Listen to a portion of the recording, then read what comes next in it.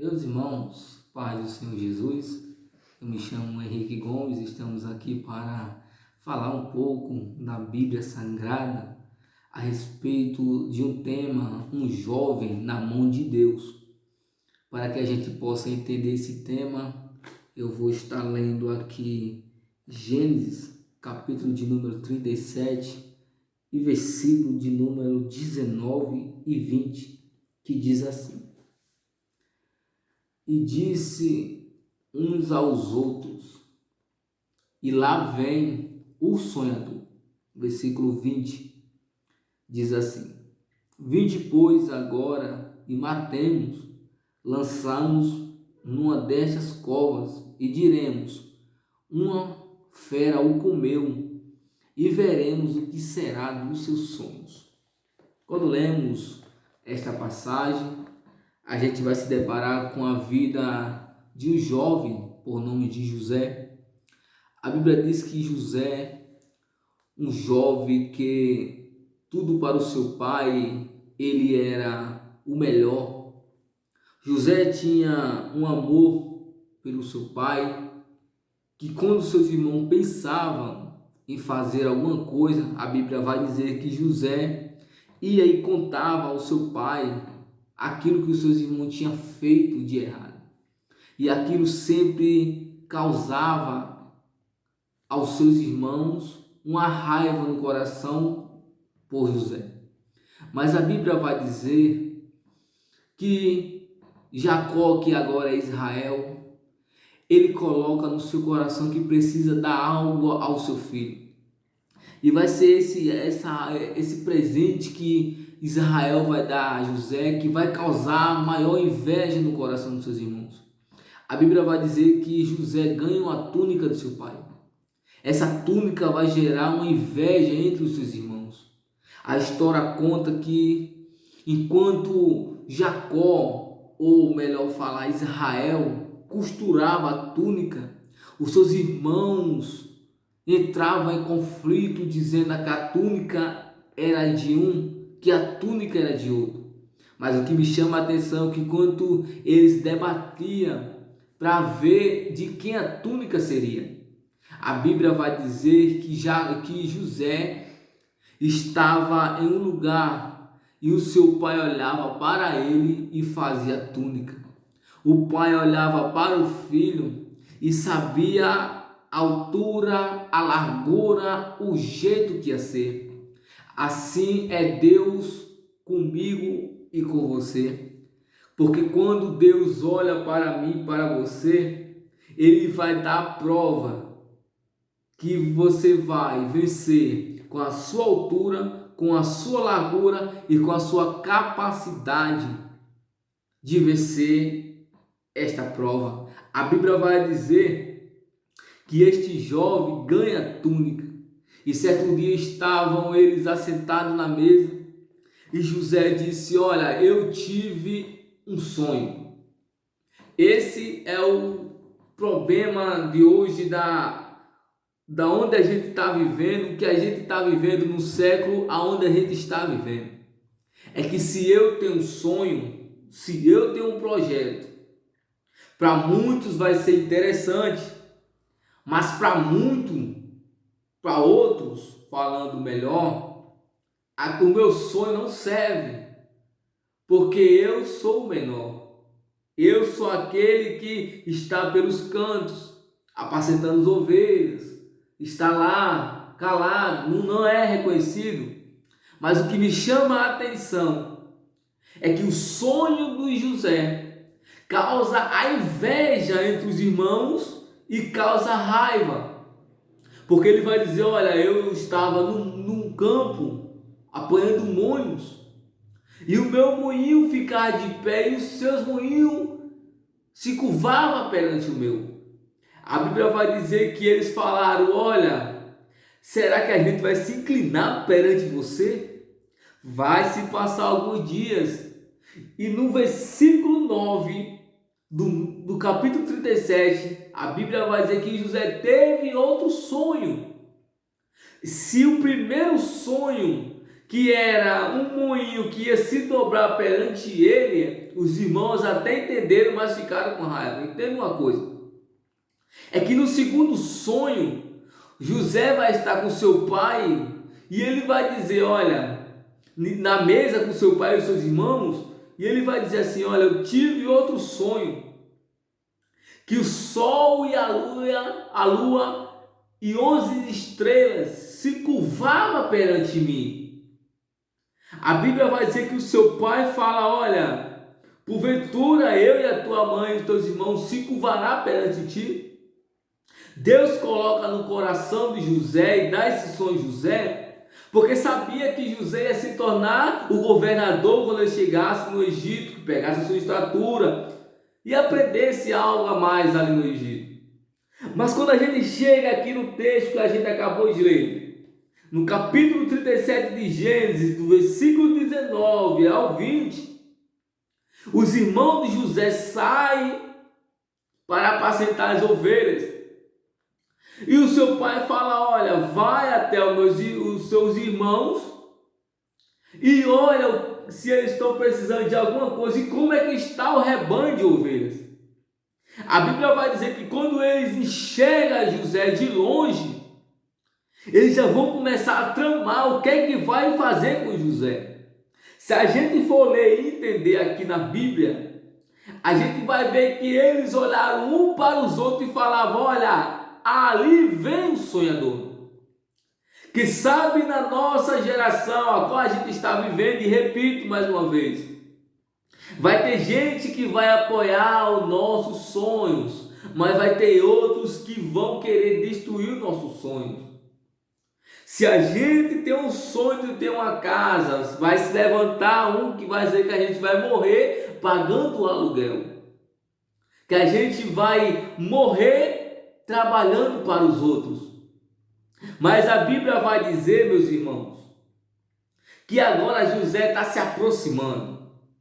E quando José chega perto, a Bíblia vai dizer que eles pegaram José e tiraram a túnica de José. Olha o que eu falei para vocês, que eles ficavam debatendo para quem queria ali a túnica que o seu pai fazia para José. Agora eles pegam a túnica de José, tiram a túnica de José e jogam José na cova, no calabouço. Agora entenda uma coisa, é que Israel fazia túnica para José olhando para a sua altura e para a sua estatura. Os irmãos de José eram mais fortes que José. Os irmãos de José, quem sabe, eram até mais gordos do que José. Mas a Bíblia vai dizer que a túnica foi passada de cada um dos seus irmãos, mas a túnica não cabia em nenhum deles. Esse é o mistério na vida de José. É que o pai fez para ele, para José, só cabia nele.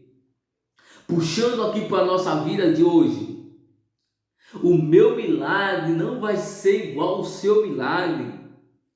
A bênção que Deus vai me dar vai ser muito diferente da sua. Porque quem sabe a prova que você está passando é diferente da minha. A sua provação vai ser diferente da minha. Porque o que o Pai te deu não vai servir para o teu irmão, para a tua irmã, para a tua mãe, nem para o teu pai. É sua. Entenda uma coisa. A túnica que Deus te dá não vai caber naqueles que te criticam. Não vai caber naqueles que querem arrancar o chamado de Deus na tua vida. Porque enquanto nós sonhamos, se levanta alguns de perto de nós para falar que o nosso sonho vai ficar só na nossa cabeça e não vai ser realizado. Mas o que me chama a atenção é que para José ser um governador, José teve que passar por algumas afrontas, teve que passar uma queda de um calabouço, ainda teve que ir para uma terra que não era dele. A Bíblia vai dizer que quando os ismaelitas chegam e José é vendido, Rubi não está. Porque quando o Rubi chega, Olha o que Rube falou. E ouvindo Rube, livrou das suas mãos e disse: não lhe tiremos a vida. Vai ter gente que vai querer ver a gente muito longe, mas pela nossa chamada, pela a chamada que há do nosso coração e pela misericórdia de Deus, Deus vai até afastar nós de perto deles, mas Deus não vai deixar que eles possam arrancar a nossa vida. Quando José chega no Egito, a Bíblia vai dizer que Potifar coloca os olhos de José e pega José e coloca dentro da sua casa. Agora entende uma coisa: você colocaria uma pessoa que você não conhece, que está ali para ser vendido como um escravo dentro da sua casa? O que me chama mais atenção é que quando José entra na casa de Potifar, as coisas começam a mudar. Porque a Bíblia vai dizer que tudo onde José colocava a mão, Deus era com José. Passa o tempo, sabemos não o que acontece, a mulher de Potifar começa a tentar José. Mas a Bíblia vai dizer que José foge dela, deixando-se a túnica. E ela vai dizer: olha, este que tu trouxeste para a nossa casa tentou deitar comigo. Agora a gente olha aonde é que a conversa se aumenta. Tem muita gente que vê que a gente erra, cara, a gente é ser humano, a gente erra, mas muito gosta de aumentar as conversas. Muitos gostam de criticar, e por causa dessa criticagem que está acontecendo no nosso meio, a gente desanima. Mas José agora é jogado numa prisão, e o que me chama mais a atenção é que José ganha a confiança de um carcereiro. E José vai fazer algo que não era visto no Egito. José vai conhecer dois homens dentro daquela prisão. Vai conhecer um copeiro e um padeiro. José, servo do Deus vivo, vai falar, José vai perceber que o copeiro e o padeiro estão diferentes. E ele vai dizer: olha, fala para mim o que é que está acontecendo. Quem sabe eu posso ajudar vocês em alguma coisa. O copeiro conta o seu sonho, o padeiro também. E José fala para o padeiro: olha, você vai morrer. E fala para o copeiro: você vai voltar a servir o rei. Passa algum tempo, o padeiro é chamado, é morto, o copeiro volta para o seu trabalho. A Bíblia vai dizer que quando o copeiro sai, José fica. José vai passar um pouco de tempo ainda ali da prisão. Mas quando José sai da prisão, é porque ele foi chamado pelo egípcio, o faraó, para que ele pudesse interpretar o sonho que ele teve. Vai ser daí que Deus vai criar uma situação para abençoar José, porque o sonho que Deus deu a José se passou algum tempo. Esse é o erro de nós hoje no tempo que a gente está vivendo, porque Deus até usa um profeta para falar para nós o que Deus quer com nós, mas o problema de nós é que a gente quer ficar no Salmo 70, a gente quer que Deus apresse tudo, a gente quer que Deus faça de uma hora para outra. A gente quer que Deus abra as portas. Eu vou fazer uma oração aqui, Deus já vai abrir o céu. Não é assim. Tudo tem o seu tempo determinado. Tudo vai ter uma hora. Tudo vai ter o seu momento específico. Porque a Bíblia diz que quando José interpreta o sonho de Faraó, aí José vai ganhar um cargo maior. E eu já vou terminar aqui falando algo interessante que acontece. É que falta comida na casa de seu pai, na terra do seu pai. E o seu pai fala assim: olha, desce até o Egito porque lá tem comida. Quando os irmãos de José chegam no Egito, José já é grande, José já é adulto, já tem uma estrutura diferente do que chegou. A Bíblia vai dizer que José conhece eles, mas eles não conhecem José. A unção que Deus desce na nossa cabeça, a chamada que Deus coloca no nosso coração, vai ter gente que quando vê nós não vai reconhecer, porque quando Deus nos pega, que começa a mudar o nosso caráter, o nosso jeito de falar, a nossa postura de estar no meio do seu povo, muita gente já começa a falar que a gente quer ser santo demais. Mas entenda uma coisa, o propósito que Deus tem na minha vida e na sua vida, calúnia não pode tirar. Mas Henrique, estão falando de me deixa falar, irmão, deixa criticar. Porque evangelho sem perseguição é um evangelho só de facilidade. Se não tiver mentiroso, se não tiver fofoqueiro para enfrentar, o evangelho fica um evangelho de facilidade. Porque evangelho sem cruz e sem perseguição fica um evangelho de mão abanando, de mão vazia. Então eu quero que você entenda uma coisa: o chamado está na sua mão, o chamado é para você, a túnica é para você. Não despreza a tua túnica com coisas passageiras da terra, porque chegará um dia